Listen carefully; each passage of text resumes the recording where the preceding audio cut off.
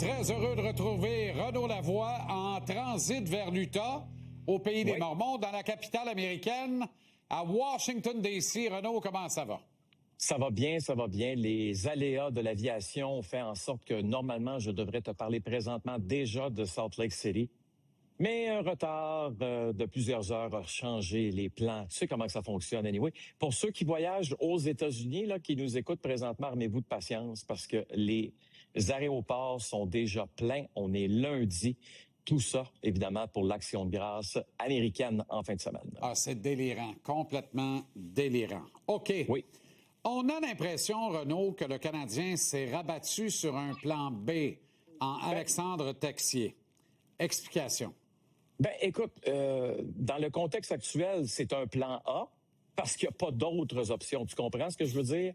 Mais quand tu me parles d'un plan B, c'est que, rappelle-toi, la semaine dernière, on se disait, bon, bien, il faut s'attendre à ce que Kent Hughes transige. D'une certaine façon, c'est une transaction. C'est la signature d'un joueur comme ça après une vingtaine de matchs de disputés. L'arrivée d'Alex Texier qui se joint à l'équipe. Le gros problème pour les directeurs généraux présentement dans la Ligue nationale, c'est pas seulement Kent Hughes, c'est un fait. Les Prédateurs de Nashville et les Flames de Calgary demeurent les bras croisés. Malgré le fait qu'il y a des insuccès dans ces deux formations, qu'on ne bat nulle part, on pensait justement qu'à cette période-ci de l'année, que ça faisait partie peut-être des équipes là, dernière position ou à peu près dans la Ligue nationale qui aurait aussi bien laissé tomber cette saison-ci. Allons dans le derby du premier choix à l'encan amateur du prochain repêchage, puis travaillons là-dessus au lieu de travailler sur le reste de la saison. Il n'y a pas encore officiellement de vendeur. Alors oui, Jonathan Marchessault aurait pu se joindre aux Canadiens de Montréal si les Canadiens l'avaient voulu, mais 3 autres années de contrat à 5,5 millions américains par année, c'est beaucoup d'argent, comme tu le sais, Jean-Charles. Puis surtout que du côté des Prédateurs, aucunement l'intention de retenir du salaire. Tout ça pour dire que c'est pas une question qui a pas d'intérêt, c'est une question de savoir est-ce que ça peut fonctionner à court, moyen et long terme. Là, présentement, on regarde ailleurs, on regarde Alex Texier. On espère que ça va fonctionner pour lui. C'est un joueur qui a du talent, mais qui, malheureusement, n'était pas capable de se trouver un poste chez les Blues de Saint-Louis. Une équipe, je te le répète, qui fait aussi partie des formations là, qui pourraient devenir vendeurs. Là.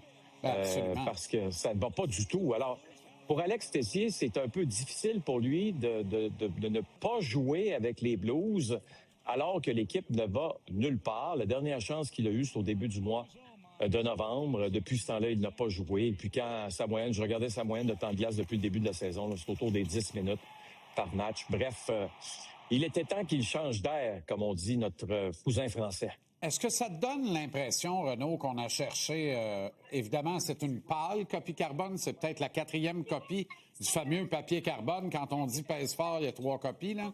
Mais t'as pas l'impression qu'on cherche à recréer un peu ce qu'on a perdu avec la blessure à Alex Newhook?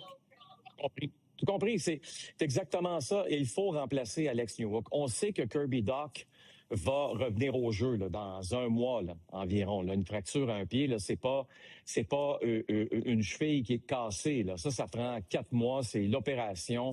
Vous connaissez le tabac. On va le revoir, évidemment, Alex Newhook, mais ça sera pas tout de suite. Alors, d'ici ce temps-là, t'as beau regarder à gauche et à droite dans l'organisation, est-ce que, par exemple, Joshua Roy peut jouer sur un 3e trio? Probablement que la réponse à cette question-là, c'est non. Joshua, pour lui, c'est beaucoup plus de jouer éventuellement sur un 1er, 2e trio s'il est capable d'atteindre ça dans la Ligue nationale de hockey. Mais sur un 3e trio, je ne pense pas que ça fait partie nécessairement, présentement, en tout cas, de son ADN. Alors qu'Alex Newhook avait d'autres responsabilités. Il avait des responsabilités en désavantage numérique aussi. Lorsqu'on avait besoin d'un peu d'aide en avantage numérique, il était là. Alors, on essaie de trouver son remplaçant. OK? C'est l'option qu'on a devant nous présentement. Est-ce que c'est la fin de toute possibilité de transaction impliquant le Canadien? Absolument pas. Mais tant et aussi longtemps que le marché demeure fermé, on peut quand même pas forcer une équipe à transiger. Et ce que l'on comprend, Renaud, c'est que l'absence d'une quantité importante de vendeurs à ce moment-ci comparativement à la demande qui est très forte, fait en sorte que les prix sont exorbitants. Fait qu'il faut pas bien chercher plus loin que ça, le fait qu'il n'y a rien qui s'est passé encore, là. On demande trop cher. Donc, la guerre des nerfs est lancée. Qui va paniquer en premier, va surpayer, puis comment ça va influencer le reste du marché?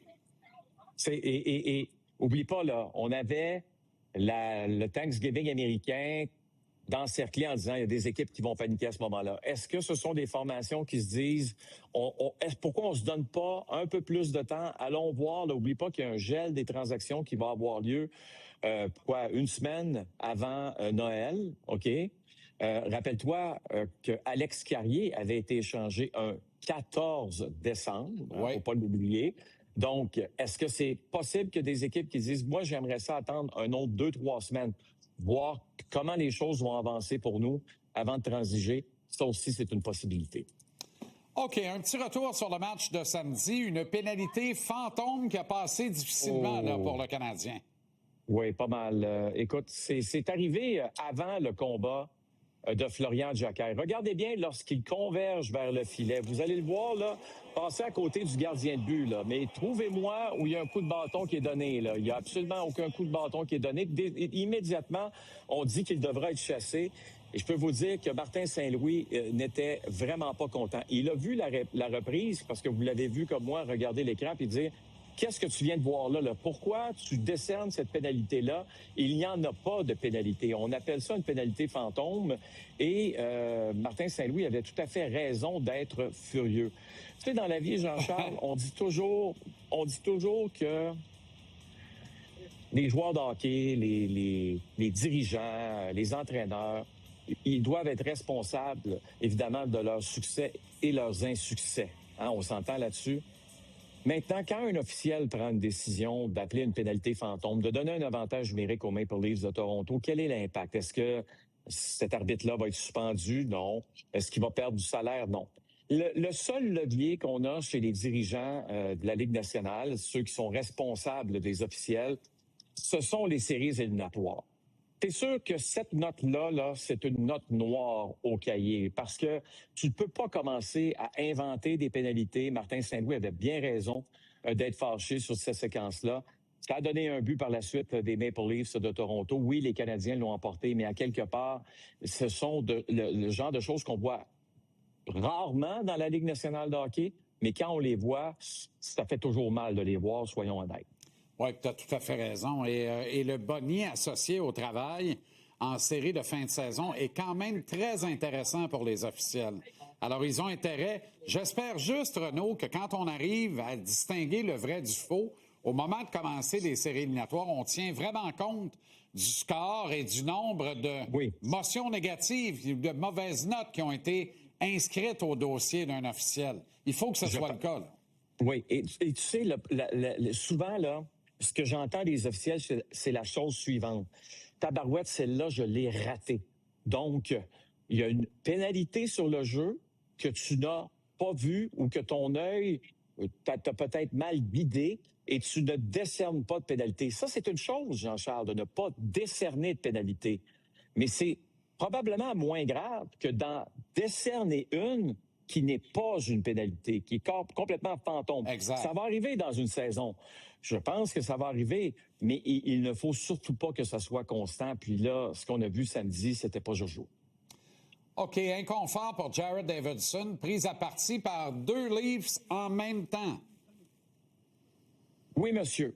Et écoute, ça, c'est une autre scène où encore là, les officiels ont regardé où, là. C'est ça la vraie question, là. Jared Davidson tente d'aller défendre son coéquipier Brandon Gallagher. Là. Bon, ça, c'est correct, mais tu as 2 joueurs des Maple Leafs de Toronto qui vont lui sauter dessus. Malheureusement pour lui, lorsqu'il touche le sol, sur cette séquence-là, il se blesse. N'a pas terminé la rencontre par la suite. Bon, c'est par mesure préventive plus que d'autres choses. On voulait s'assurer qu'il n'y ait pas de graves dommages. La bonne nouvelle, c'est qu'il était ce matin à l'entraînement et qu'il fait le voyage avec ses coéquipiers vers l'Ouest américain, la ville de Salt Lake City. Pourquoi je dis que c'est une bonne nouvelle? C'est que c'est un kid qui fait les choses de la bonne façon, qui joue au hockey de la bonne façon, qui apprend rapidement, je pense, dans la Ligue nationale de hockey aussi, alors qu'on a fait un job incroyable avec lui dans la Ligue américaine. Martin Saint-Louis qui l'a souligné d'ailleurs après le match de samedi soir en disant que les joueurs qui sont rappelés sont prêts tout de suite. Ils font la job. On n'est pas obligé de passer là à travers le système de jeu là, pendant des heures pour qu'ils comprennent ce qu'ils ont à faire. Et je salue d'ailleurs le jeune Davidson parce que quand tu regardes ça, tu te dis, lui, il aurait peut-être pris l'option, tiens, pourquoi pas être blessé pendant une semaine? Non, non, non, non. On continue, on avance. C'est un gars, je pense, qui démontre là, qu'il a le cœur à l'ouvrage, qu'il a la tête à la bonne place et qu'il veut le bien de son équipe. J'espère qu'on va le voir encore longtemps avec les Canadiens de Montréal. Autrement dit, Renaud, le Canadien part à la conquête de l'Ouest avec 2 extras. C'est quand même une belle amélioration par rapport au voyage de l'an dernier. On n'a pas le choix. On n'a pas le choix, Jean-Charles. Tant qu'à moi, on n'avait pas le choix l'année passée non plus, puis on ne l'a pas fait. Mais là, au moins, on le fait. C'est une bonne nouvelle.